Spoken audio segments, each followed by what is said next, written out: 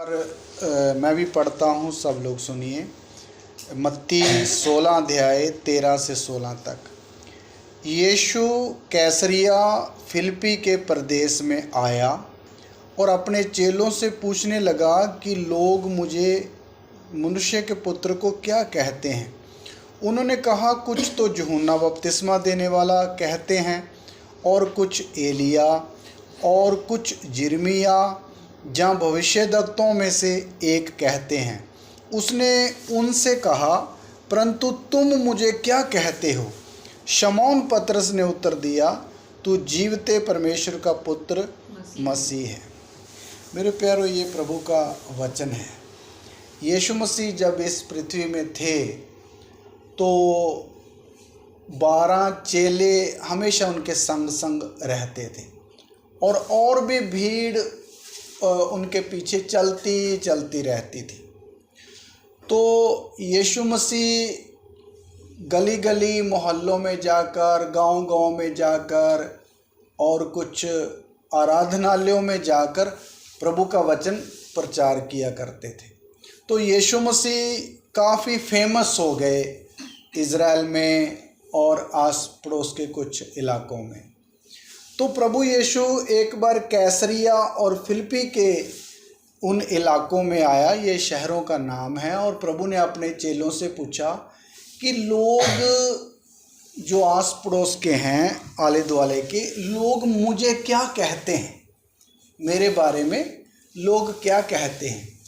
तो चेलों ने अपना जो था लोगों का विचार प्रभु के सामने रखा। प्रभु जी, कुछ लोग तो बोलते हैं यीशु मसीह ये यूहन्ना बपतिस्मा देने वाला है, दोबारा जिंदा हो गया, क्योंकि यूहन्ना बपतिस्मा देने वाला मर गया था, उसका गला कट गया था। कुछ तो ये बोलते, कुछ बोलते एलिया, जो आने वाला एलिया था वो यही है। एलिया एक व्यक्ति का नाम है प्रभु के दास का, तो वो दोबारा आएगा। तो कुछ लोग बोलते वो ये एलिया आ गया है, और कुछ लोग बोलते ये यिर्मयाह नबी है, पुराने नियम का एक भविष्यद्वक्ता है यिर्मयाह, कुछ लोग वो बोलते हैं।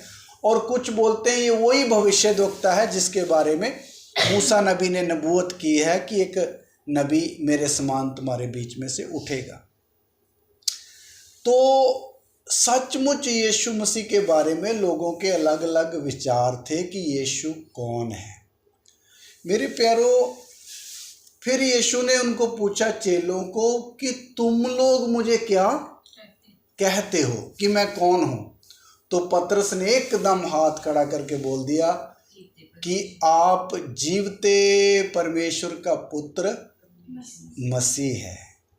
तो ये प्रभु का सवाल था। मेरे प्यारो, जैसे उन दिनों में यीशु मसीह को सब लोग अपने अपने आइडिया से समझते थे कि यीशु ये है या वो है या ऐसा है। आज के युग में भी यीशु मसीह को लोग अपने अपने तरीके से क्या करते हैं, समझते हैं। इसलिए अपने अपने तरीके से यीशु मसीह को लोग जानने के कारण असली में यीशु कौन है करके ये बात समझ नहीं पाते। जब तक एक व्यक्ति ये नहीं समझेगा कि यीशु कौन है, तब तक वो यीशु से मिलने वाली जो आत्मिक आशीषें हैं वो प्राप्त कर नहीं पाएगा। और ये मैं बोलना पड़ेगा कि आज इस युग में जिसमें हम रह रहे हैं, सब लोग यीशु मसीह को पहचानते नहीं हैं कि यीशु कौन है। कई लोगों का विचार आज भी है जैसे गुरु लोग पृथ्वी पर आए, कितने गुरु लोग इस पृथ्वी में आए हैं अलग अलग समय में, इनमें से यीशु भी एक क्या है, गुरु है। कई लोगों का विचार ये है। अच्छा, कुछ लोग ये समझते हैं कि कितने अवतार लोग इस पृथ्वी में आए। आपको पता कितने अवतार इस दुनिया में आए हैं अलग अलग समय में, अलग अलग सदियों में। तो वो अपना काम पूरा करके दोबारा चले गए। इस करके कुछ लोगों का ये भी विचार है कि यीशु मसीह ना क्या है, उन अवतारों में से एक क्या है, वो भी अवतार है। ये सही है लोगों का आइडिया? नहीं। इसलिए ऐसा कुछ लोग यीशु मसीह को भविष्यद्वक्ता समझते हैं। यीशु मसीह वैसे तो भविष्यवाणी करते थे, वो भविष्यद्वक्ता भी थे, लेकिन अभी मोमडन धर्म में आप जाओ तो उनको बोलो, पूछो भाई यीशु कौन है, उनकी कुरान में यीशु के बारे में काफ़ी कुछ लिखा हुआ है, तो वो क्या बोलेंगे, यीशु एक परमेश्वर का भविष्यद्वक्ता है, वो ऐसा बोलते हैं। कभी आप पूछ के देख लेना, उनकी नज़र में ये है। इसलिए वो भी यीशु मसीह को असल में समझ नहीं पाते कि यीशु कौन है, नहीं समझ पाते। इसलिए हम जो लोग प्रभु यीशु के पीछे चल रहे हैं, हम में से बहुत सारे लोगों को पता है कि प्रभु यीशु कौन है, लेकिन सब लोगों को नहीं पता कि यीशु मसीह कौन है। ये बात समझने के लिए बहुत सारे लोगों को बहुत टाइम लग जाता है। ये बात ध्यान देना, जब प्रभु यीशु मसीह पृथ्वी पर थे तो उस समय भी यीशु मसीह को सब लोग पूरी तरह पहचाने नहीं थे, पूरी तरह प्रभु को पहचाने नहीं थे। उसका सबूत क्या है?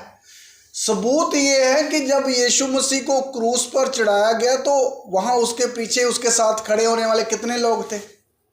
भाई कोई भी नहीं, सब चले गए। कम से कम सब चले गए तो लाजर को तो वहां होना चाहिए। प्रभु ने मुझे, मैं यीशु का गवाह हूं, उसने मुझे मरे हुओं में से क्या किया था, सीना तान कर खड़े होना चाहिए था ना मुश्किल के समय, लेकिन उसका एड्रेस भी नहीं वहां। और वो तो एक लाजर है, कितने हजारों को प्रभु ने क्या किया। ये क्यों नहीं प्रभु के साथ खड़े हो पाए? क्योंकि वो यीशु मसीह कौन है ये जाने ही नहीं थे। क्या ही जाने ही नहीं थे। नहीं तो प्रभु यीशु मसीह को जाना हुआ व्यक्ति कभी हो सकता है कि उससे पीछे हट जाए? कभी नहीं हो सकता। तो इसलिए मेरे प्यारों, आज हमारा टॉपिक ये है कि यीशु मसीह कौन है, उसको अच्छी तरह समझना है। आज भी जो कलीसियाओं में लोग आते हैं, भीड़ों की भीड़ आती, सब यीशु को जानते हैं करके आप मत समझिएगा, मत समझिए। अभी तो अच्छा है इसलिए सब हाथ उठा के हालेलुया बोलते। जब कभी औखी घड़ी आ गई तब पता चलेगा कितने प्रभु को जानते हैं। तो इसलिए बहुत सारे लोग पीछे चले जाते हैं। पहले आए थे आगे, लेकिन जब यीशु समझ नहीं आया, छोटी सी मुश्किल आई तो किधर हो गए? पीछे चले गए। उन्होंने भी अपना विचार ऐसा बना लिया, नहीं जैसा हमारा गुरु है ऐसा प्रभु भी ऐसा है।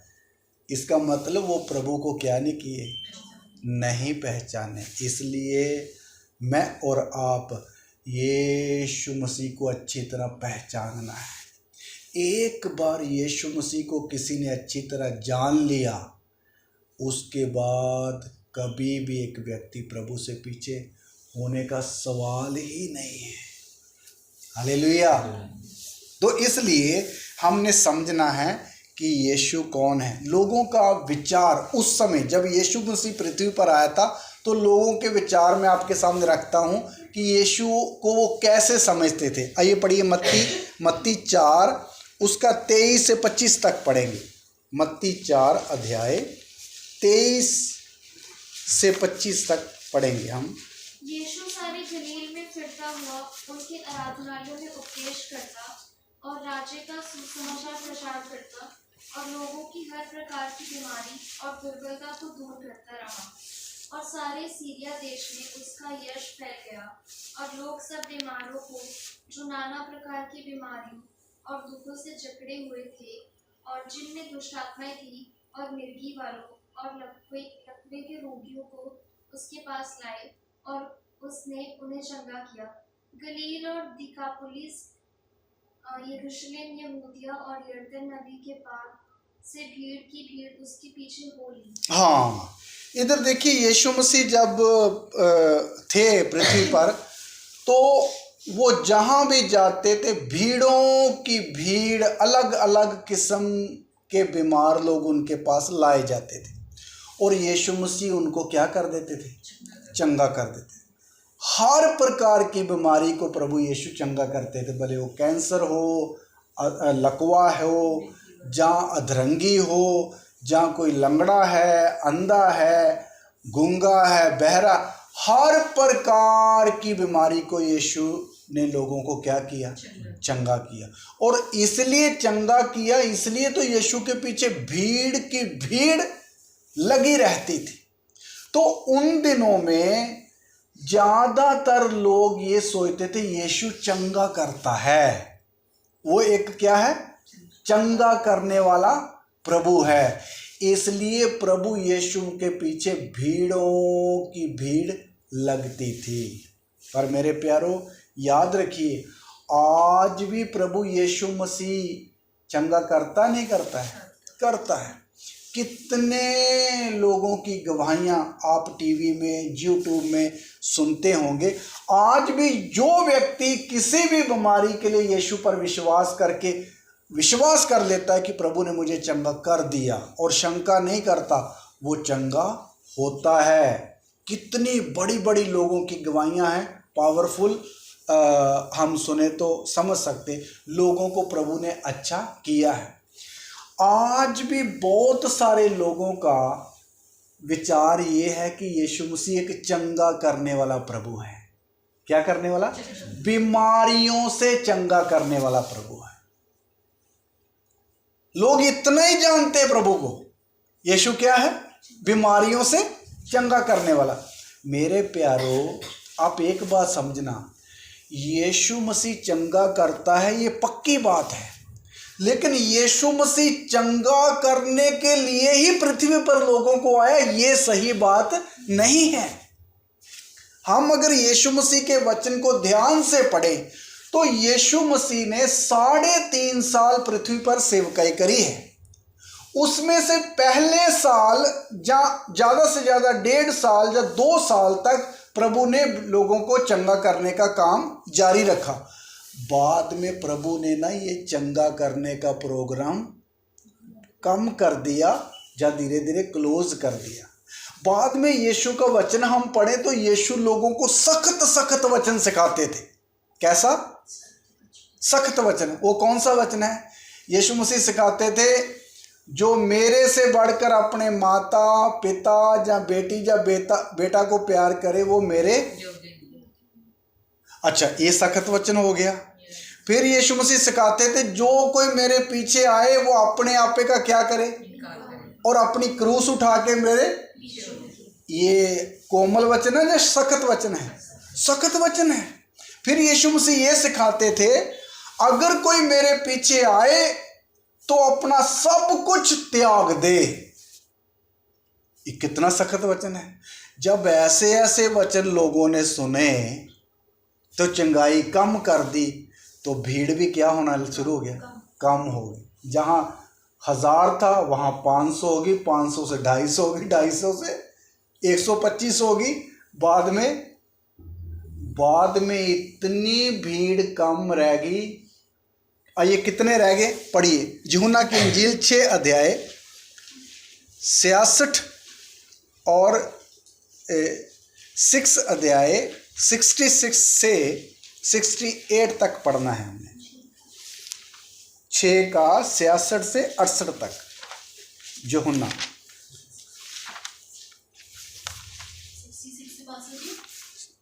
66 से पढ़ना शुरू करें। 6 का 66 से पढ़ना शुरू करें।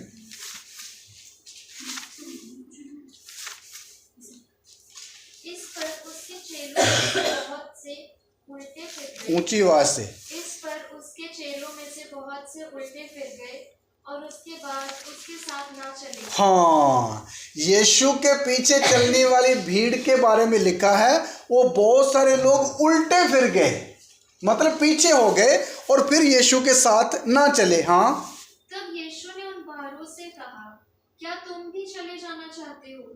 शमौन पतरस ने उसको उत्तर दिया, हे प्रभु, हम किसके पास जाएं? अनंत जीवन की बातें तो तेरे ही पास है। हाँ, तो सुनिए, ध्यान दीजिए, हजारों हजारों भीड़ आने वाली यीशु के पीछे क्या होगी? पीछे होगी। और कितने रह गए? 12 चेले ही रह गए। समझ रहे हैं? 12 चेले रह गए। प्रभु ने 12 चेलों को पूछा, भाई तुम भी जाना चाहते हो वापस? तब एक चेले ने बोला, प्रभु जी, जीवन की बातें तो तेरे ही पास है, इनको छोड़कर हम किसके पास जाएं? सुनिए, याद रखिए मेरे प्यारो, जितने सिर्फ चंगाई पाने के लिए प्रभु के पीछे आए थे, वो जब चंगाई का काम बंद हो गया तो सब किधर चले गए? समझ? तो इससे आप एक बात समझना, कितनी भीड़ की भीड़ थी यीशु के पीछे, है ना? आज कहाँ है? चली गई। क्यों? वो इस मतलब से आए थे कि हमारे हाथ अच्छा हो जाएगा, पैर अच्छा हो जाएगा, आंखें सिर की बीमारियां क्या हो जाएगी? ठीक हो जाएगी। जब मतलब पूरा नहीं हुआ तो यीशु से क्या हो गए? पीछे चल गए। पहला ग्रुप मैंने आपके सामने रखा है जो चंगाई पाने तक ही यीशु को समझता था, लेकिन यीशु चंगाई देने अकेला नहीं आया।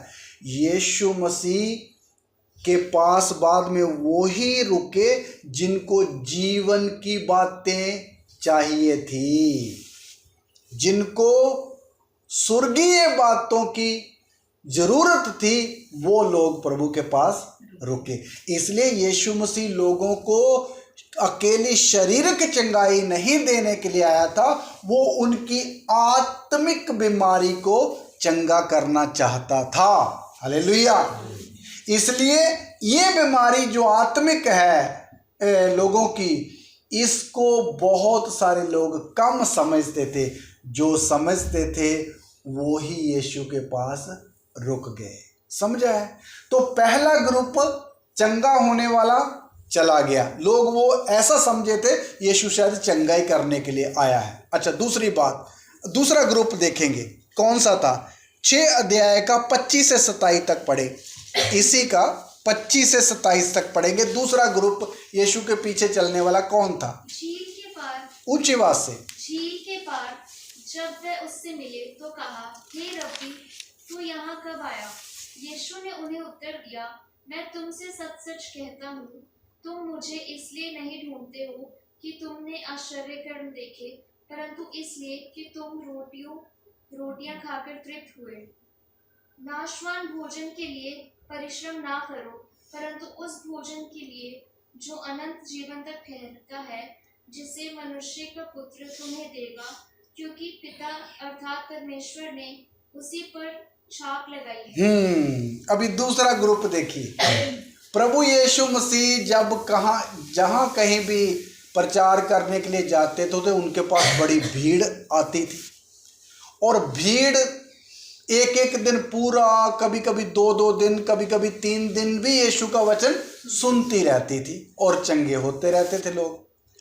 और यीशु के पास जब लोग आए हैं तो भूख भी लगती है ना, तो प्रभु उनको क्या भी देते थे? खाने के लिए भी देते थे। एक बार प्रभु ने 2 मछली और 5 रोटी से कितने लोगों का पेट भर दिया? 5000 अकेले आदमी लोग थे। आप सोचो बहनें कितनी होंगी, फिर बच्चे कितने होंगे। लगभग भी वो भीड़ 15,000 के लगभग होगी अनुमान के अनुसार। इतने लोगों को प्रभु ने खाना खिलाया। फिर ऐसे बीच बीच में भी खाना खिलाते रहते थे। तो जहाँ खाना मिले वहाँ भीड़ होती ही नहीं होती। आज भी कभी रोड में देखो, जहाँ लंगर लगता है लंबी कतार खड़ी रहती है ना, क्योंकि खाना ज़रूरत है मनुष्य की। तो अभी यीशु मसीह यहाँ झील के किनारे आए तो लोग एकदम पूछे, प्रभु जी हम तो आपको ढूंढते ढूंढते रह रहे थे, आप कहाँ थे? तो प्रभु तो मनों की बातें जानने वाला है। प्रभु ने उनको मुंह के ऊपर बोल दिया, तुम ना मुझे इसलिए नहीं ढूंढ रहे थे कि तुमने मेरे बड़े बड़े कामों को देखा, तुम इसलिए ढूंढ रहे थे क्योंकि तुम रोटियां खाकर क्या हो गए थे। कई लोग उसी समय जब यीशु पृथ्वी पर थे, यीशु के पीछे रोटी के लिए भी आते थे। वो लोगों ने ये समझा था यीशु के पास जाएंगे तो क्या मिलता है, रोटी और खाने को अच्छा अच्छा मिलता है। ये लोग भी आगे जाकर देखो कभी आगे प्रभु के साथ दिखते नहीं है, क्योंकि यीशु हमेशा रोटी खिलाता नहीं रहता था, है ना। इसी तरह आज भी सेम है, आज भी यीशु पूरे वर्ल्ड में उसका प्रचार होता है। आज भी बहुत सारे लोग यीशु के पीछे किस लिए आ रहे हैं, वो यीशु का नाम लेंगे तो रोटी भी मिलेगा, कपड़ा भी मिलेगा और बाकी चीज़ें भी मिल जाएगी। मेरे प्यारो, याद रखना, ऐसे लोग भी यीशु को पहचानते हैं कि यीशु कौन है? नहीं पहचानते। जो व्यक्ति रोटी के लिए या कपड़े के लिए या अदर चीज़ों के लिए प्रभु के पीछे आया है, वो यीशु मसीह को असली तरीके से पहचानेगा नहीं। इसलिए ये भी लोग, और आज भी जो यीशु के पीछे आते हैं, बाद में वो छोटी सी कोई मुश्किल उनके सामने आती है, जहाँ कोई विरोध उनका करता है प्रभु के पीछे चलने के लिए, तो वो प्रभु से क्या हो जाते हैं, पीछे। आज कितने लोग प्रभु को, आपने एक मुहिम, हिंदुस्तान के विरोधियों ने एक मुहिम शुरू की हुई थी, घर वापसी, सुनी है आपने? घर वापसी। जो प्रभु में आ गए थे उनको दोबारा किधर लाना है? अपने घर में वापस लाना है। जिन्होंने मूर्ति उठा दी थी पहले, दोबारा मूर्ति रखो, उसकी पूजा करो। कितने लोग आराम से कर रहे हैं। ये कैसे हो सकता है? वो यीशु मसीह को पहचाने थे ही नहीं। वो सिर्फ किस लिए आए थे? रोटी के लिए, कपड़े के लिए और ऐसी चीज़ों के लिए। मेरे प्यारो, यीशु मसीह रोटी पानी देने के लिए नहीं है। यीशु के आगे ये काम कोई मुश्किल नहीं है लोगों को देना, लेकिन प्रभु इस काम के लिए नहीं आया कि मैं लोगों को क्या खिलाऊं, रोटियां और बाकी चीज़ें खिलाऊं। आज दुनिया में कई धर्म ऐसे हैं, वो खाने पीने से ही लोगों को तृप्त करना चाहते हैं और लोग उनकी वाह भी करते हैं। भाई, खाना पीना से सब कुछ नहीं होता है, सब कुछ नहीं होता है। मेरे प्यारो, जो असली मनुष्य की ज़रूरत है वो उसको देनी है। हालेलुया। असली मनुष्य की ज़रूरत खाना पीना नहीं है। ये तो एक आम बंदा भी थोड़ी सी मेहनत करने वाला है, बुद्धिमान है, तो रोटी कौन नहीं खा सकता? आप बोलिए। थोड़ा सा बंदा समझ रखता है, जिसम में थोड़ी ताकत है, तो रोटी कमाकर खाना कोई मुश्किल नहीं है।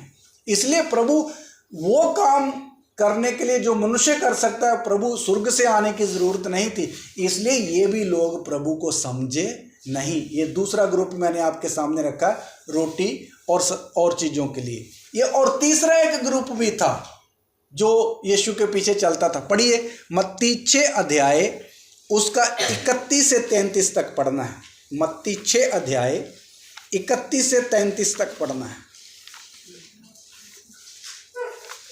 इसलिए तुम चिंता करके ये ना कहना। निकालने दीजिए, मत्ती 6 31 से 33 तक निकाल लीजिए और ऊंचे आवाज से पढ़िएगा।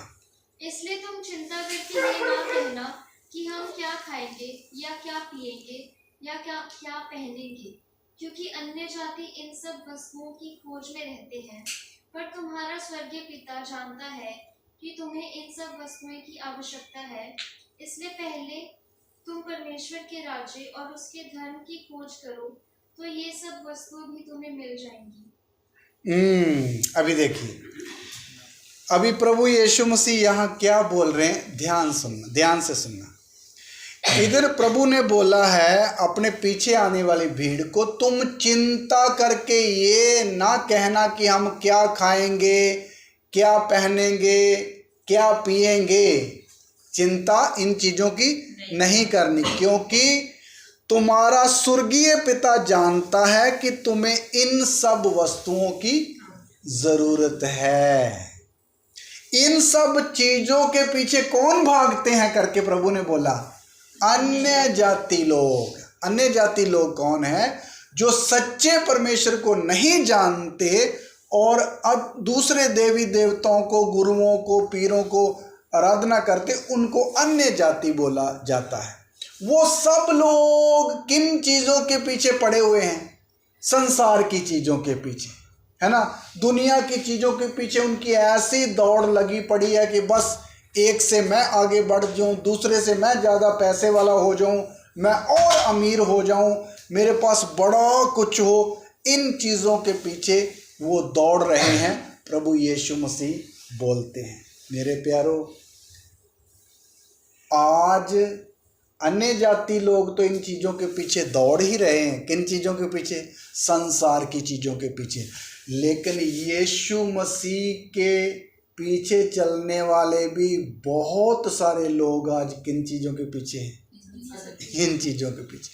आप हमारे चर्च में ये प्रचार नहीं हम करते, बाकी आप चर्चों में जाओ, दिल्ली में बड़े चर्च हैं, उन चर्चों में पास्टर लोगों का प्रचार सुनो। भाई तुम्हारी जॉब चले गई है, यीशु के नाम से तुम्हें एक बड़ी जॉब मिलने वाली है, भविष्यवाणी होती है ना। तुम्हारे पास घर नहीं है, तुम विश्वास रखो, प्रभु दर्शन में दिखा रहा है तुमको 3 कमरों का एक खुला हरियाली भरा घर मिलने वाला है। पास्टर लोग बोलते हैं हमें नबूवत होती है, हमें दर्शन दिख रहा है। आपने सुना कभी ऐसा प्रचार? धड़ल्ले से ऐसा प्रचार हो रहा है आज। कुछ लोगों को गाड़ी का दर्शन हो रहा है, तुमको एक बड़ी 7 सीटेड गाड़ी मिल रही है, 5 सीटेड गाड़ी मिल रही है, तुमको ये मिल रहा है। कितनी संसार की चीजों का बातें का प्रचार करके आज भी प्रभु के पीछे चलने वाले लोगों को लालच दिया जाता है। और लोग उनके चर्चों में भीड़ देखो, क्या करो? भीड़ देखो, पैर रखने के लिए जगह नहीं है। क्यों? लोगों की जरूरत है, पैसा लोगों की जरूरत है, घर लोगों की जरूरत है ना, और घर और गाड़ी लोगों की जरूरत है। और वैसा ही प्रचार जब प्रचारक करेगा तो भाई कौन नहीं जाएगा? दौड़ दौड़ के लोग जाएंगे और ऊंची सुर से हालेलुया बोलेंगे और प्रभु से वो प्राप्त करेंगे। और उनको मिलता या नहीं? मिलता भी है। अभी देता कौन है ये तो हिसाब किताब आप ही लगा लो, क्योंकि प्रभु यीशु मसीह ये चीजें देने के लिए लोगों को आया नहीं है। याद रखना, ये चीजें देने के लिए लोगों को नहीं आया था। लेकिन एक बात हम खुद समझते हैं, यीशु मसीह ने जब सेवकाई शुरू करी थी तो उसके पास भी परीक्षा के लिए शैतान आया था। तो शैतान उसको भी ये चीजें देने के लिए लालच उसके सामने रखा था। तुम मुझे झुककर माथा टेक दो तो संसार की पूरी शोहरत और इज्जत और बड़ा नाम और बड़ी ऐशो आराम मैं तुझे दे दूंगा करके प्रभु को बोला था शैतान ने। लेकिन प्रभु ने क्या बोला? हे शैतान मेरे से दूर हो, क्योंकि लिखा है उसी को छोड़कर और किसी के आगे अपना सिर नहीं झुकाना। इसलिए मेरे प्यारो, आज जो इन चीज़ों के पीछे, इन चीज़ों के लिए यीशु के पीछे आते हैं, मेरा सवाल है आप लोगों से, क्या ये यीशु को लोग समझते हैं? नहीं समझते, नहीं समझते। इसलिए जब लोगों की ज़रूरतें पूरी होती है लोग पीछे पीछे चलते रहते हैं। जिस दिन ज़रूरत पूरी नहीं हुई और वही लोग बाद में यीशु से पीछे हट जाते हैं, क्योंकि वो आए मतलब के लिए थे, मतलब पूरा नहीं हुआ तो वो यीशु के क्या लगते हैं या यीशु उनका क्या लगता है? ये भी लोग यीशु को असली से पहचाने नहीं। इसलिए याद रखिए आप लोग, जितने लोग, भीड़ों की भीड़ आज चर्चों में इन चीज़ों के कारण इकट्ठी हो रही है, अगर कोई सतावट आ गई, अगर हिंदुस्तान के अंदर विरोधियों ने डंडा उठा दिया कलीसिया के इन लोगों के खिलाफ, तब देखना कितने लोग खड़े होते हैं। प्रभु ऐसा कभी कभी होने भी देता है लोगों को परखने के लिए, है ना।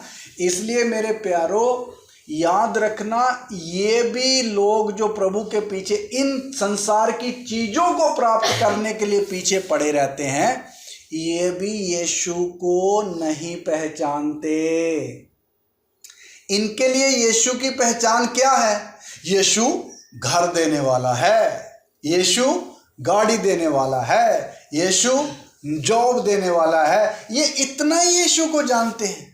भाई आप एक बात मेरी ध्यान से सुनो, अगर यीशु जॉब, घर, नौकरी, गाड़ी देने वाला है तो यीशु के पीछे ये चीज़ें पाने वालों से तो ज़्यादा भीड़ वैष्णो देवी जाने वाली है, ज़्यादा भीड़ केदारनाथ जाने वाली है।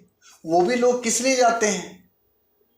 आप एक के को कभी पूछ के देखो, आप क्यों जा रहे हो अमरनाथ? वो बोलेगा, मैंने पूछा कि क्योंकि हम जम्मू में 2.5 साल रहे, तो जितने भी अमरनाथ और वैष्णो देवी जाते थे वो जम्मू रुकते थे, तो हम उनके बीच में सुसमाचार लेके जाते, तो हम पूछते थे आप जा किस ले रहे हैं? वो मैं सुख ना सुखी है कि मेरा बिजनेस इतने से इतना हो जाएगा तो मैं आपके पास आऊँगा, इसलिए हो गया, इसलिए जा रहा हूँ सुखना उतारने के लिए। और एक एक को पूछो तो अलग अलग किसी किसी की क्या है, स्टोरियाँ हैं। ये दुनिया भी किसके लिए भागती है? इन्हीं चीज़ों को प्राप्त करने के लिए। और अगर यही चीज़ें यीशु मसीह के पीछे चलने वाले लोग पा रहे यीशु मसीह से, तो उस देवता में और यीशु देवता में कोई अंतर है? ये तो एक ही समान बना रहे हैं। उनको घोड़ा गाड़ी मिलती है, यीशु भी घोड़ा गाड़ी देता, ठीक है ना। उनका देवता उनको दे रहा, हमारा यीशु हमें दे रहा, हो गया ना उनके बराबर। मेरी बात आपको समझ आ रही है? थोड़ा सा वचन कठिन है लेकिन समझने का कोशिश करना। मेरे प्यारों, मैं आपको ये बात इसलिए बोलता हूँ, यीशु मसीह संसार की चीज़ें देने के लिए दुनिया में नहीं आए। ये बात समझना अच्छी तरह। इन चीज़ों के लिए प्रभु देने के लिए आए नहीं हैं। इसलिए जो लोग इन चीज़ों के कारण यीशु के पीछे चलेंगे, वो आप देख लेना थोड़ी देर के बाद अगर वो जरूरत पूरी नहीं हुई तो वो पीछे भी हो जाएंगे। क्यों? उनको मतलब है, इसलिए उनको नहीं मिला तो पीछे हो जाएंगे। इसलिए ये ग्रुप भी यीशु मसीह को पहचानता, असली यीशु कौन है नहीं पहचाने, नहीं पहचान। इसलिए मैं आपके आगे विनती सहित ये वचन बता रहा हूँ कि हम ऐसे धोखे से बचना है। हम जो प्रभु के पीछे चल रहे हैं, हमने पहचानना है कि यीशु असल में है कौन। ये 3 ग्रुप तो मैंने आपके सामने बता दिए, चंगाई पाने वाले, रोटियां खाने वाले और संसार की वस्तुओं को प्राप्त करने वाले। ये 3 ग्रुप यीशु मसीह को असली तौर से नहीं जाने हैं, नहीं जानते। अगर वो फिर भी यीशु के पीछे चल रहे तो उनकी नज़र में क्या है? यीशु चंगा करने वाला, यीशु रोटी पानी देने वाला, यीशु दुनिया की चीज़ें देने वाला है। और मैं आपके सामने एक बात और रख दूं, ये नहीं कि प्रभु के पीछे चलने वालों को रोटी पानी या कपड़ा या घर, दुनिया की चीज़ें नहीं मिलेगी, ऐसा नहीं है। प्रभु के वचन में प्रभु आप ही इधर लिखा है, 32 वचन पढ़िए फिर दोबारा 32, मैं पढ़ता हूँ। क्योंकि अन्य जाति इन सब वस्तुओं की खोज में रहते हैं, पर तुम्हारा स्वर्गीय पिता जानता है कि तुम्हें इन सब वस्तुओं की आवश्यकता है। तो इसका मतलब ये सुनिए, इसका मतलब ये नहीं है कि प्रभु के पीछे चलने वाले लोग भूखे रहेंगे या दूसरों से कम रहेंगे। अगर संसार भर में एक नज़र मार के देखो तो सबसे ज़्यादा टॉप पर कौन है? प्रभु के लोग ही हैं। वर्ल्ड में एक नजर मार के देखो तो टॉप पर कौन है? बड़ी बड़ी कंट्रियों यीशु के लोग हैं, है ना।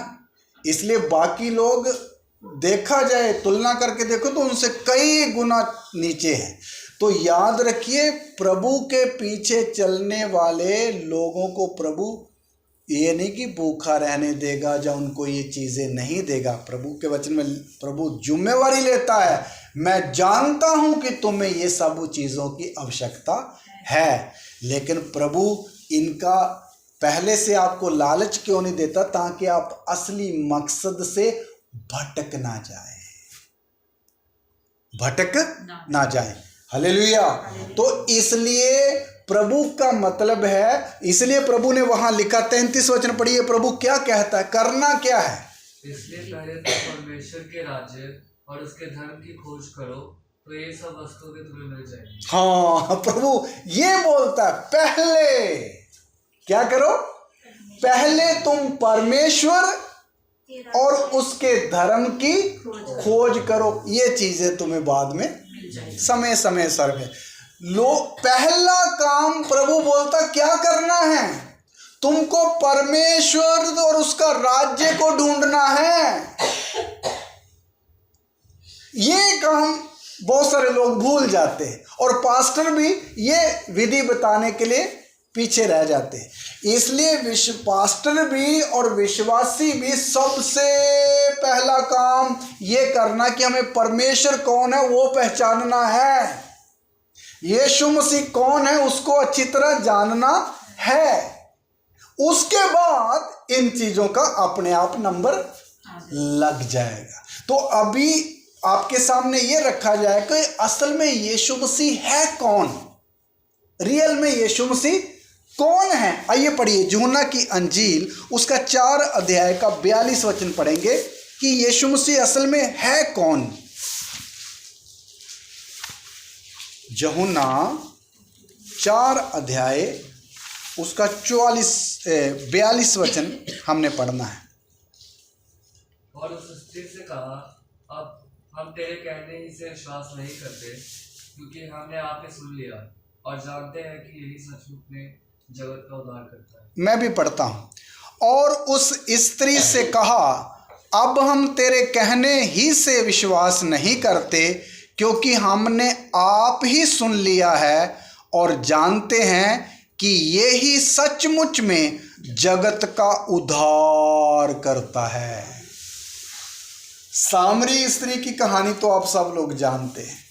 ये सामरी स्त्री यीशु मसीह को मिली, उसका जीवन थोड़ा उथल पुथल था, लेकिन जब यीशु के साथ उसकी मुलाकात हुई तो उसको पता चल गया कि यीशु मसीह कौन है। तो उसने पहली उस बहन ने अपने गांव में जाकर गवाही दिया कि आओ मैं एक व्यक्ति को आपको बताती हूँ गांव वालों, जिसने जो मैंने किया उन बातों को सामने मुझे खोल कर बता दिया। तब गांव वाले लोग यीशु के पास आए और उन्होंने भी यीशु मसीह को जाना और वो बोल रहे, हे बहन, अभी हम तेरे कहने से यीशु पर विश्वास नहीं कर रहे, हमने सचमुच जान लिया है कि जगत का उद्धारकर्ता जो आने वाला था वो यही है, यीशु है। तो नंबर 1 यीशु मसीह कौन है? जगत का उद्धार करता है यीशु। हालेलुया। ध्यान देना मेरे बातों पर। किसका उद्धार करता है? इधर एक कौम का नाम नहीं लिखा है, इधर एक देश का नाम नहीं लिखा है, बल्कि क्या बोला है? पूरे संसार का उद्धार करने वाला प्रभु है। तो वो कौन है? प्रभु यीशु मसीह है। ये बात समझना। आज देखिए, आज दुनिया में बहुत सारे गुरु हैं, बहुत सारे अवतार हैं, लेकिन वो एक एक धर्म के हैं। वो क्या है? एक एक धर्म के। वो अपने धर्म के लिए कुर्बानी देते हैं, अपने धर्म के लिए ही वो एक हीरो हैं, दूसरे लोगों से उनको कोई वास्ता नहीं है। लेकिन मेरे प्यारो, प्रभु यीशु मसीह ऐसा नहीं है। यीशु मसीह किसका उद्धार करता है? पूरे संसार का। प्रभु यीशु मसीह का इसमें से प्यार समझ लेना। इसका मतलब यीशु की नज़र में सब लोग बराबर हैं। हालेलुया। और यीशु मसीह एक धर्म या एक देश का उद्धार करने के लिए नहीं आए, बल्कि पूरे संसार का क्या करने के लिए आए हैं? उद्धार। सुनिए ध्यान से, उद्धार का मतलब क्या है? छुटकारा, मुक्ति जिसको हम बोलते हैं। तो यीशु मसीह मुक्ति दिलाने के लिए आया हुआ एक प्रभु है। सुनिए, अभी कितने धर्म इस दुनिया में हैं। हमारे हिंदुस्तान देश में देखो कितने धर्म है, मोटे मोटे तो 4 आपको पता ही है, और इसके अंदर और भी जाओ तो बहुत सारे हैं।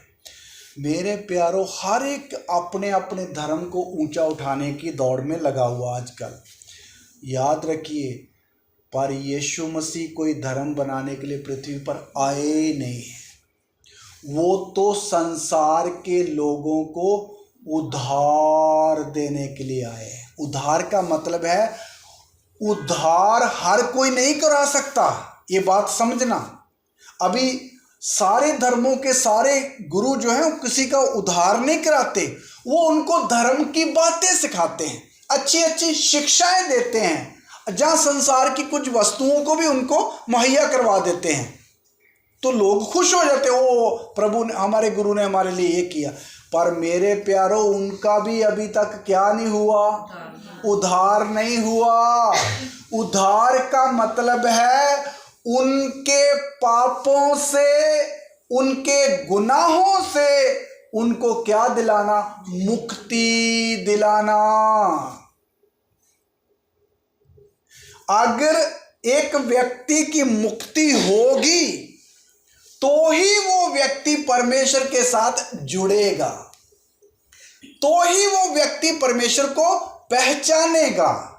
जब तक मुक्ति नहीं हुई तब तक एक व्यक्ति प्रभु को पहचान सकता ही नहीं है। हालेलुया। इसलिए मेरे प्यारों, उद्धार करने देने के लिए दुनिया में सब अवतार और गुरु एक ना कोई कर पाया है और ना कोई कर पाएगा। कौन सा काम? उद्धार का काम। उद्धार का काम एक ही व्यक्ति को सौंपा गया है, वो है प्रभु यीशु मसीह। पढ़ के देखिए, प्रेरितों के काम 4 अध्याय का 12 वचन पढ़िए, वहां क्या लिखा हुआ है। प्रेरितों के काम 4 अध्याय का 12 वचन मैं पढ़ता हूं, सब लोग सुनिए। किसी दूसरे के द्वारा उद्धार नहीं, क्योंकि स्वर्ग के नीचे मनुष्यों में और कोई दूसरा नाम नहीं दिया गया जिसके द्वारा हम उद्धार पा सकते हैं। देखिए, और कोई दूसरा नाम है ही नहीं।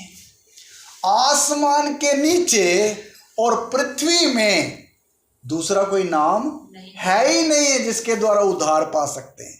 इसलिए एक ही नाम है उद्धार देने के लिए, प्रभु यीशु मसीह। तो यीशु मसीह असल में है क्या?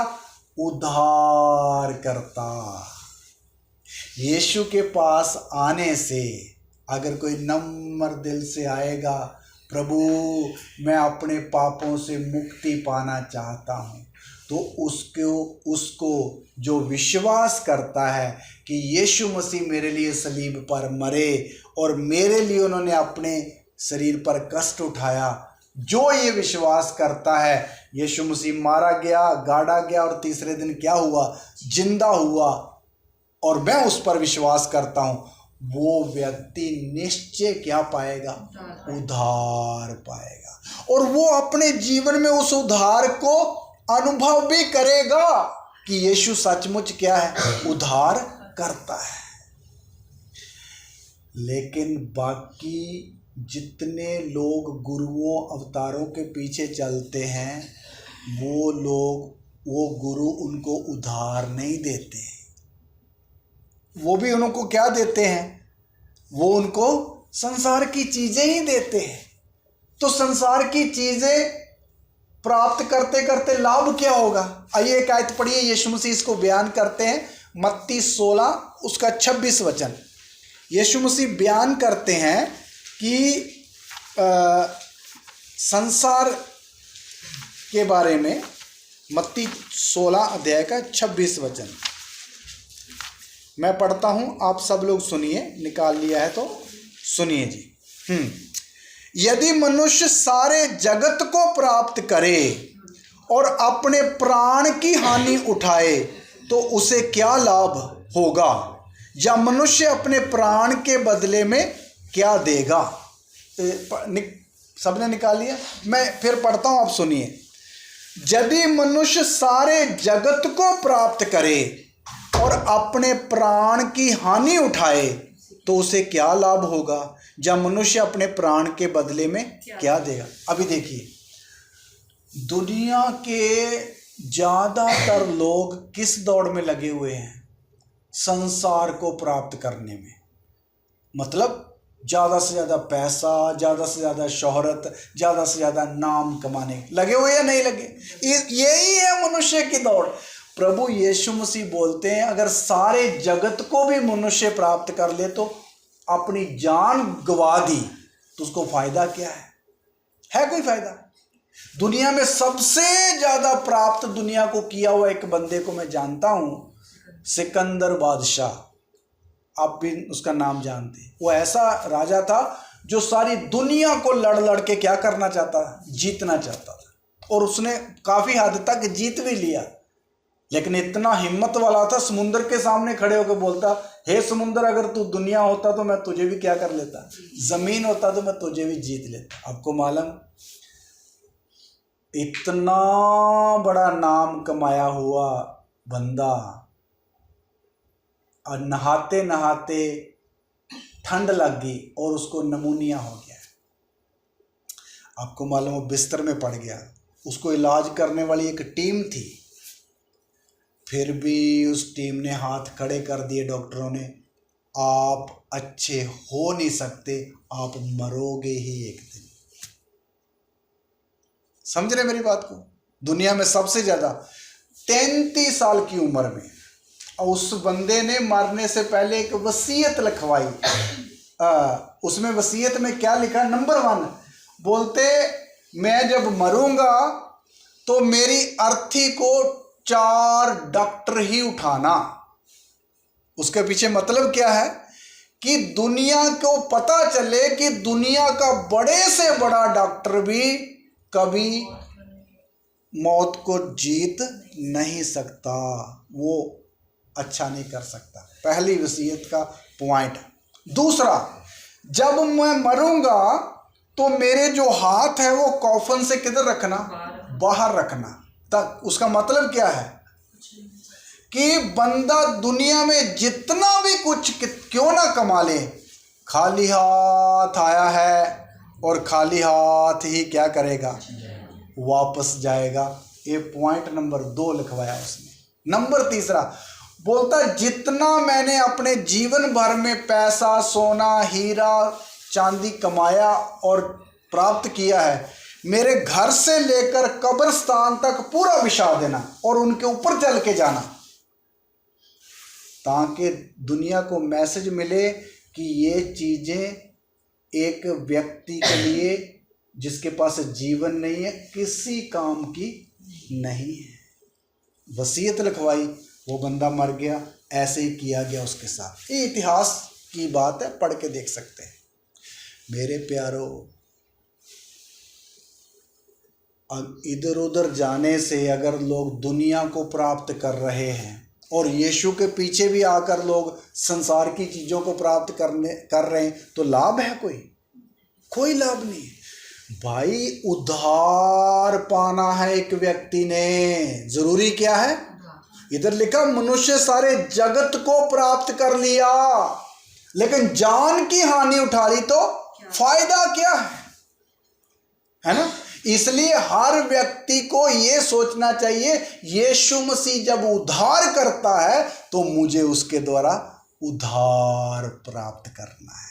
बाकी कुछ मिले तो भला, नहीं मिले तो भी भला, लेकिन मेरी जान बचनी चाहिए।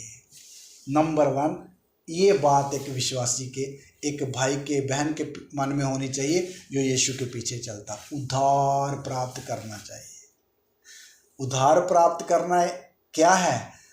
इतना ज़रूरी है। अगर व्यक्ति कभी भी खुदा ना खास्ता उसकी मौत हो जाए तो मरने के बाद किधर जाएगा? हाँ जी, उद्धार पाया हुआ बंदा मरने के बाद किधर जाएगा? स्वर्ग में जाएगा। तो इससे बड़ा धन और कहीं दुनिया में है? नहीं है। धनी बड़ा अमीर था, लेकिन लाजर बेहद कंगाल था। मरने के बाद उल्टा हो गया। धनी किधर बैठ गया? लाजर अब्राहम की गोद में बैठ गया, धनी सामने हाय हाय करके नरक में तड़प रहा है। तो मेरे प्यारो, आप सोचिए उद्धार कितना ज़रूरी है। इसलिए छोटे बच्चों को भी, बड़े बच्चों को भी यही इच्छा होनी चाहिए, मुझे उद्धार प्राप्त करना है, क्योंकि यीशु मसीह जगत का क्या है? उद्धार करता है। पहला ये है यीशु जो जगत का क्या है? उद्धार करता। तो दूसरा पॉइंट, यीशु कौन है? पढ़िए यूहन्ना की इंजील 8 अध्याय 12 वचन। मैं जल्दी समाप्त करूंगा। यूहन्ना 8 अध्याय का 12 वचन पढ़िए। यीशु ने फिर लोगों से कहा, जगत की ज्योति मैं हूँ। जो मेरे पीछे हो लेगा वह अंधकार में ना चलेगा, परंतु जीवन की ज्योति पाएगा। देखिए यीशु मसीह कौन है असल में, ये पहचानना है तो वचन से ही हमें पता चलेगा। यीशु ने फिर लोगों से कहा, जगत की ज्योति मैं हूँ। जो मेरे पीछे हो लेगा वह अंधकार में ना चलेगा, परंतु जीवन की ज्योति पाएगा। ध्यान दीजिए, यीशु मसीह कौन है? जगत की ज्योति। सुनिए, जगत की ज्योति यीशु मसीह बोलते मैं हूं। जो कोई मेरे पीछे आएगा वो फिर कभी अंधकार में ना चलेगा, वो खुद जीवन की क्या प्राप्त करेगा? ज्योति प्राप्त करेगा। तो नंबर दूसरा मेरे प्यारो, यीशु मसीह जगत की ज्योति है। यीशु मसीह जगत की, ये बात किसी गुरु, किसी अवतार ने कभी नहीं कही मैं जगत की ज्योति, लेकिन यीशु बोलते मैं जगत की क्या हूँ। क्यों? क्योंकि यीशु मसीह सचमुच में जगत की ज्योति है। ज्योति का अर्थ क्या है? ज्योति ये है ट्यूब, ये बल्ब है ज्योति। अगर ये जल रहे हैं तो हमको पता लग रहा है ना हम कौन कौन कहाँ बैठे हैं। हमारी आगे बाइबल पढ़ी है, बाइबल के किस अध्याय में क्या आयत लिखी, कहाँ किसके सारे देख पा रहे हैं? ज्योति के। ज्योति अंधेरे को क्या करती है? दूर करती है। हालेलुया।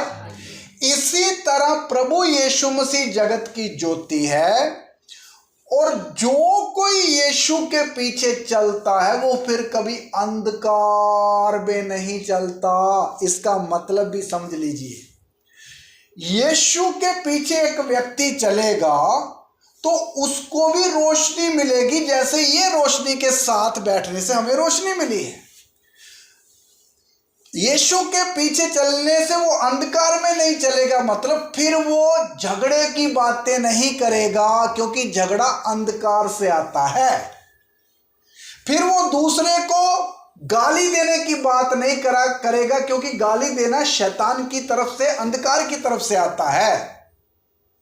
यीशु के पीछे चलने वाला बंदा फिर नफरत नहीं रखेगा, क्योंकि उसको रोशनी मिली है। उसको पता है प्यार करना चाहिए, ना कि नफरत। नहीं चलेगा, क्योंकि उसने क्या पाई है? ज्योति पाई है। अभी आप देखो, इसलिए यीशु मसीह के पीछे सच्चाई से चलने वाले लोग आज भी यीशु के पीछे चलने से वो झगड़ा नहीं करते।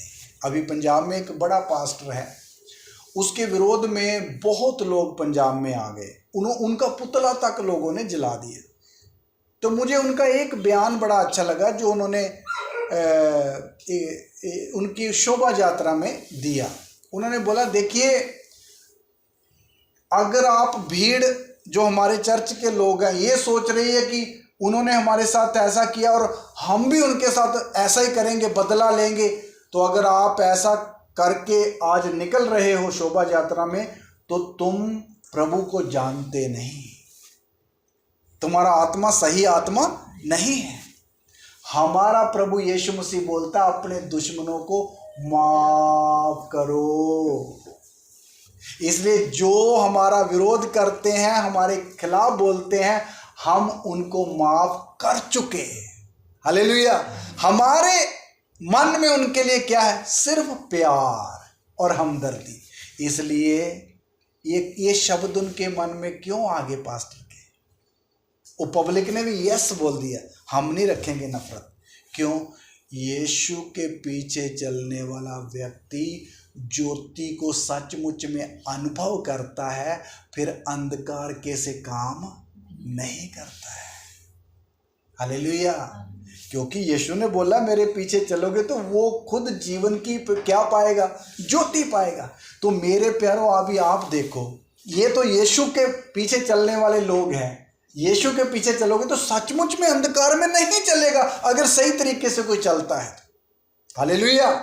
क्योंकि यीशु मसीह जगत की क्या है? ज्योति। अभी दूसरे जातियों को देखो, उनके खिलाफ थोड़ा बोल के देखो, भाई पूरा समाज तलवारें निकाल लेगा, काट फाट हो जाएगी।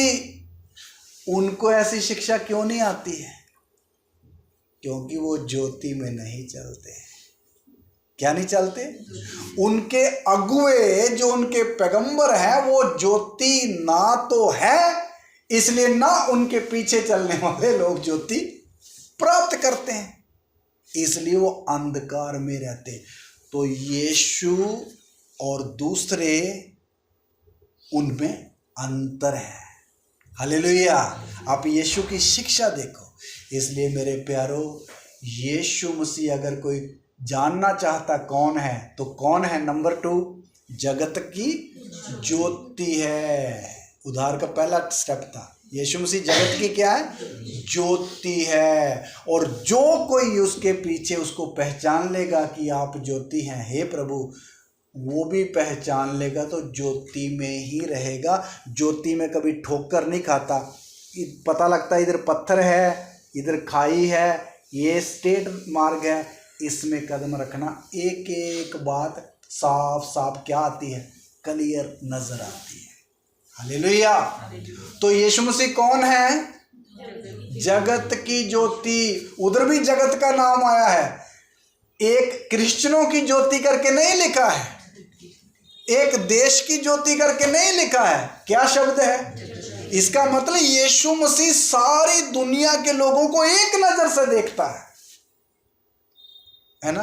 हम धर्मों के चक्कर में नहीं, हम उनसे बहुत ऊंचा है। हालेलुया। इसलिए यीशु मसीह जगत की ज्योति है। नंबर 2 मैंने आपके सामने रखा। तीसरा और आखिरी यीशु मसीह कौन है? पढ़िए, यूहन्ना 20 अध्याय 26 से लेकर 28 तक पढ़ना है कि यीशु मसीह कौन है। हालेलुया। यूहन्ना उसका 20 अध्याय 26 से लेकर 28 तक मैं ही पढ़ता हूँ, आप लोग सुनिए। इधर बात ऐसा है कि यीशु मसीह जब, पढ़ने से पहले मैं आपको बताता हूँ, यीशु मसीह जब तीसरे दिन मरे हुओं में से जी उठे तो उन्होंने अपने चेलों को बोला था, मैं तीसरे दिन मरे हुओं में से क्या हो जाऊंगा? जिंदा हो जाऊंगा। तो यीशु मसीह जब जी उठे तो अपने चेलों के कमरे के अंदर वो यीशु मसीह आ गए जिंदा होकर। जब आ गए तो चेलों ने तो पहले उनको नहीं पहचाना, बाद में प्रभु ने बोला मैं यीशु हूँ। उन्होंने सोचा शायद ये भूत है, तो प्रभु ने बोला भूत की हड्डी नहीं होती, मेरा हाथ पकड़ के देखो, इसमें क्या है? हड्डियाँ हैं, मांस भी है। तब उनको विश्वास आया, सचमुच में यीशु मसीह क्या हो गए? जिंदा हो गए। मेरी तरफ देखना, जिंदा हो गए, विश्वास कर लिया। लेकिन उस समय उस कमरे में चेले कितने थे? 10 चेले थे। एक तो मर गया, 12 में से एक मर गया, कितने रह गए? 11 भी पूरे नहीं थे, कितने थे? 10 थे। लेकिन एक चेला उस कमरे में नहीं था। तो वो कहीं बाहर था, तो यीशु ते आकर चले गए। तो वो चेला बाद में आया, 10 ने बताया भाई प्रभु यीशु मसीह ने जैसे बोला था मरे हुए में से क्या हुआ, जिंदा हो गया। हमने उनको हमारे रूम में आए थे, हमने उसको देखा, उसके हाथ पकड़े और उनको हाथ लगा के देखा, सचमुच में वो जिंदा है। वो चेला बोलता है मैं नहीं मानता कि यीशु मसीह मरे हुए में से क्या हो गया। वो दूसरे चेले बोले नहीं हमने देखा। बोलता नहीं, जब तक उसके जो कील का सुराख था हाथ में, मैं अपनी उंगल उसमें नहीं डालूंगा मुझे यकीन नहीं आएगा। और जहाँ जो पसली में भाला छेदा गया था उसमें अपना हाथ ना रख दूं तब तक मैं विश्वास नहीं करूँगा। तो अभी देखिए, ध्यान दें, यीशु मसीह का एक व्यक्ति, एक चेला विश्वास करने के लिए तैयार नहीं है कि यीशु जी उठे। तो यीशु मसीह बोल सकते ना, चलो एक ना विश्वास करेगा तो मुझे क्या, बाकी तो कर रहे हैं ना, ऐसा सोच सकता है ना प्रभु। छोड़ो, जाता है तो जाने दो, विश्वास करे तो ठीक है, ना करे तो ना करे, बोल सकता है ना प्रभु जी। लेकिन हमारे प्रभु का स्वभाव देखना, वो एक भी बंदे को कभी छोड़ने वाला नहीं है। एक भी व्यक्ति को जो उसका नाम लिया हुआ है उसको छोड़ने वाला कभी नहीं है। सुनिए, इसलिए प्रभु ने बोला ना मैं तुझे कभी छोड़ूंगा ना मैं तुझे कभी त्यागूंगा।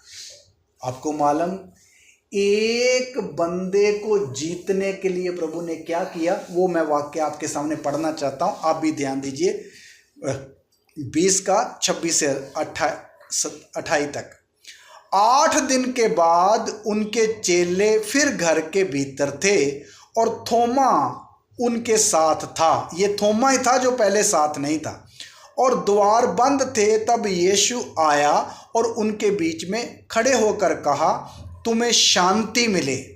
तब उसने थोमा से कहा, अपनी उंगली यहाँ लाकर मेरे हाथों को देख और अपना हाथ यहाँ लाकर मेरे पंजर में डाल और अविश्वासी नहीं पर विश्वासी हो करके यीशु ने उसको बोला। मेरी बात समझे? प्रभु ने उस चेले को बोला, हे थोमा, तू अविश्वासी ना हो, अपना हाथ ला, उंगल ला और ये सुराख में डाल और हाथ ला इसमें रख। तू अविश्वास ना हो बल्कि विश्वासी बन। ध्यान देना, जैसे ही प्रभु ने ये बोला, आपको मालूम थोमा ने क्या बोला वो सुनना। 28 वचन, ये सुन थोमा ने उत्तर दिया, हे मेरे प्रभु, हे मेरे परमेश्वर। ध्यान देना मेरी बात। थोमा ने क्या, उसके मुंह से सडनली कौन सा शब्द निकला? हे मेरे प्रभु, हे मेरे परमेश्वर। थोमा को पता चल गया यही प्रभु है और यही सचमुच में परमेश्वर है। हालेलुया। तो मेरे प्यारो, थोमा उस दिन से प्रभु के ऊपर पक्का विश्वास करके चलना शुरू कर दिया। हे प्रभु, तू ही मेरा क्या है? प्रभु है, तू ही मेरा परमेश्वर है। याद रखिए मेरे प्यारो, कई बार हमारे जीवन में भी कभी कभी अविश्वास आ जाता है। क्या आ जाता है? कुछ लोगों के अंदर तो विश्वास रहता है। ये जीवन विश्वास का ही जीवन है, प्रभु के पीछे चलने वाला। जब तक आपके अंदर विश्वास रहेगा, आप दृढ़ रहोगे और अटल खड़े रहोगे। परिस्थितियां आपको यीशु से दाएं बाएं लेकर नहीं जाएगी। लेकिन जब आपका विश्वास कम हो गया, और कम हो गया, आप और ही प्रकार की बातें सोचना शुरू करोगे, और ही प्रकार की। इसलिए मेरे प्यारो, कई बार हम लोग भी बोल देते हैं, नहीं प्रभु मेरा साथ नहीं देता, प्रभु मेरे साथ होता तो फिर ऐसा क्यों होता, अगर मेरे साथ प्रभु होता तो फिर ऐसा क्यों होता। मेरे प्यारो, हमारा प्रभु ऐसा है कि किसी व्यक्ति को वचन में लिख कर कि मैं तुझे ना कभी छोड़ूंगा ना कभी त्यागूंगा और मैं जगत के अंत तक सदैव तुम्हारे साथ रहूंगा। और प्रभु ने बोला आसमान जमीन टल जाएगी, मेरी बातें कभी। तो ऐसा प्रभु कभी हो सकता कि आपके साथ ना रहे? हो सकता है? कभी नहीं हो सकता। फिर आप क्यों बोलते हैं? हमारे विश्वास की घटी के कारण। हमने अभी तक प्रभु को पूरी तरह जाना ही नहीं। अगर जान लिया होता और उस वचन को याद किया होता, प्रभु तो बोलता मैं कभी त्यागूंगा नहीं, तो ये हो ही नहीं सकता कि प्रभु मुझे त्याग दे। मेरा विश्वास कम हो सकता है, प्रभु मुझे परखने के लिए किसी परीक्षा में रखा हो सकता है, लेकिन प्रभु का वचन कभी गलत व्यर्थ नहीं हो सकता।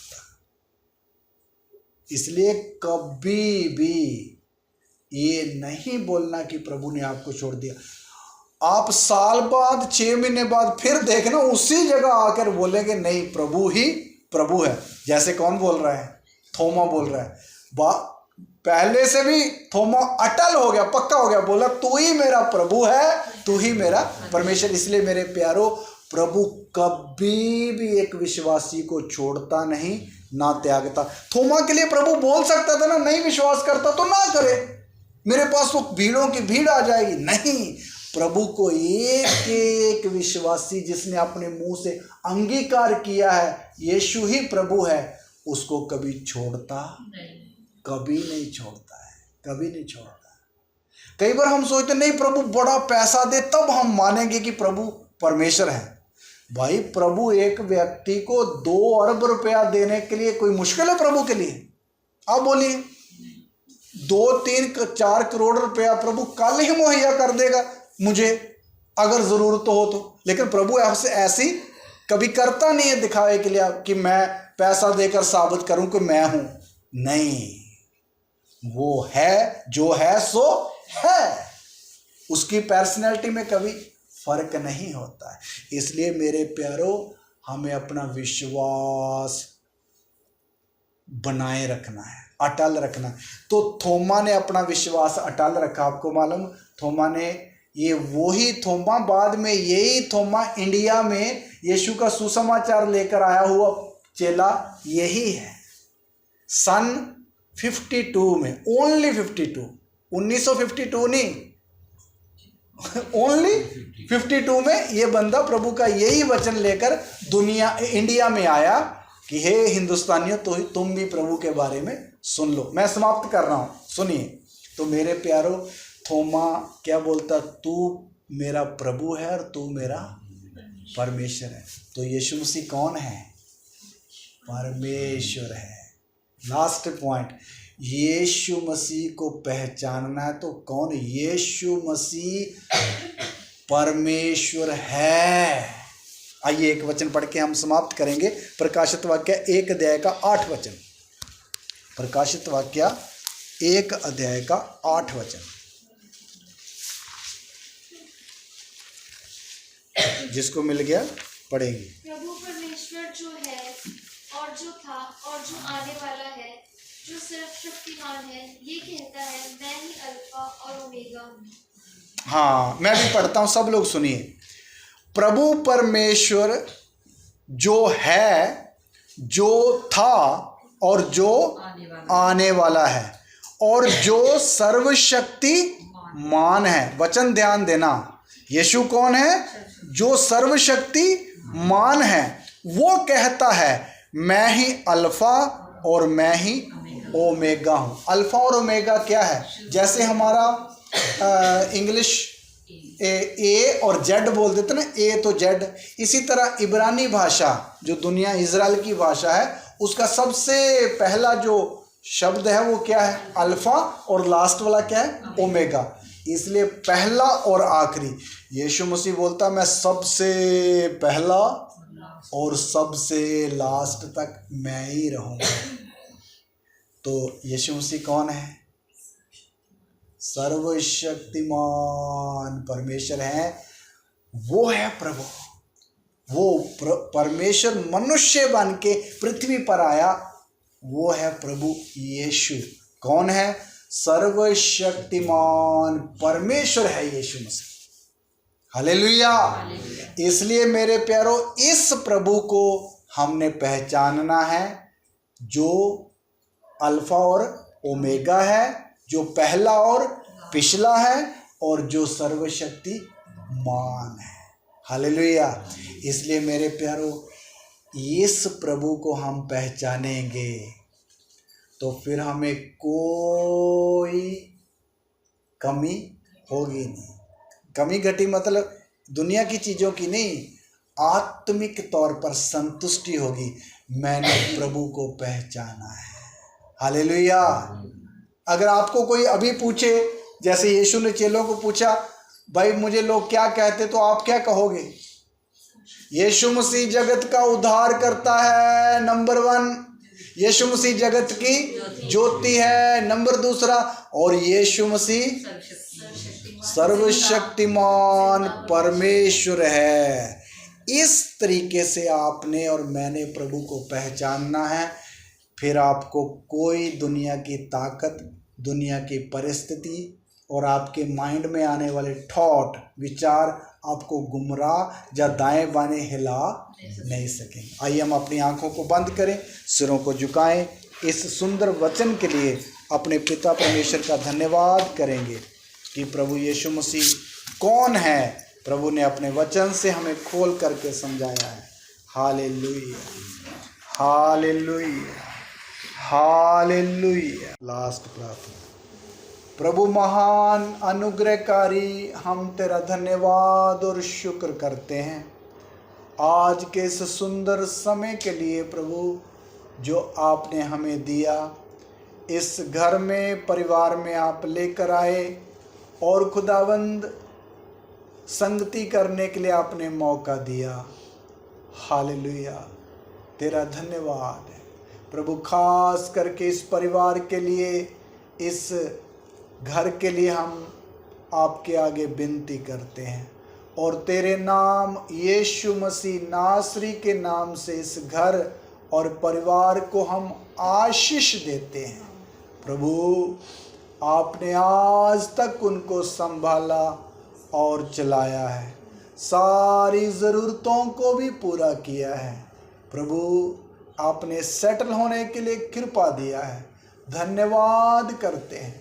आगे भी हमारी प्रार्थना है, इस घर में खुदावंद तेरी उपस्थिति बनी रहे। खुदावंद, आए खुदावंद खुदा, इस घर में शांति और चैन रहे, सब मेंबरों के बीच में प्यार और इज्जत रहे।